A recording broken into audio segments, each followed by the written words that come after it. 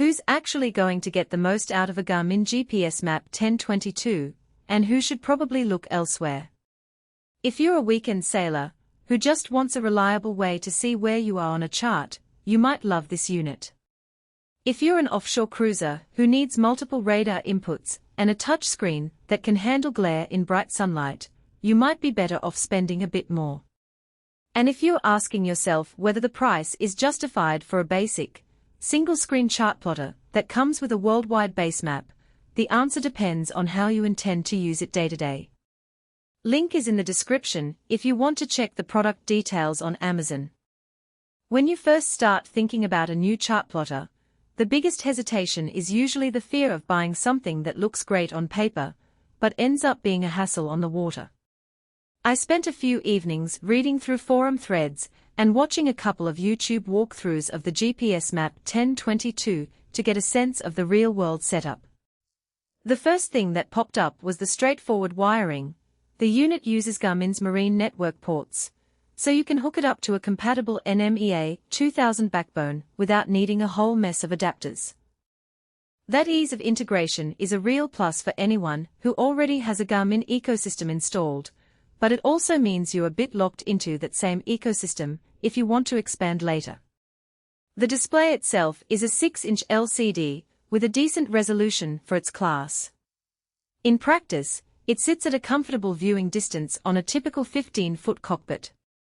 When the sun is high, the screen can still be read, although you will appreciate the optional anti-glare screen that many owners add on. For short trips around a lake or a day cruise along a coastline, the lack of a touchscreen isn't a deal-breaker. The physical buttons are tactile and work well with wet hands. However, if you're used to the swipe and pinch gestures you get on newer models, you'll find the navigation through menus a little slower. That's a trade-off you need to weigh against the lower price point. One of the major value drivers for the GPSMAP 1022 is the worldwide basemap that comes preloaded. For somebody who only needs basic coastal charts and open water navigation, having that entire dataset already on the unit saves you a trip to the dock to load a new card. The basemap covers everything from the Great Lakes to the Mediterranean, so you can take this unit on a cross-country road trip or a coastal vacation without worrying about missing areas. On the flip side, the basemap is basic. It doesn't have the detailed depth contours or the layered color schemes you get with some premium chart packages. If you rely on fine-grained depth information to avoid shoals in a shallow harbor, you'll likely need to buy supplemental charts or upgrade to a higher-end model. Let's talk about the data card support. The GPSMAP 1022 accepts Garmin's SD cards, which means you can load additional charts or update the basemap without fuss.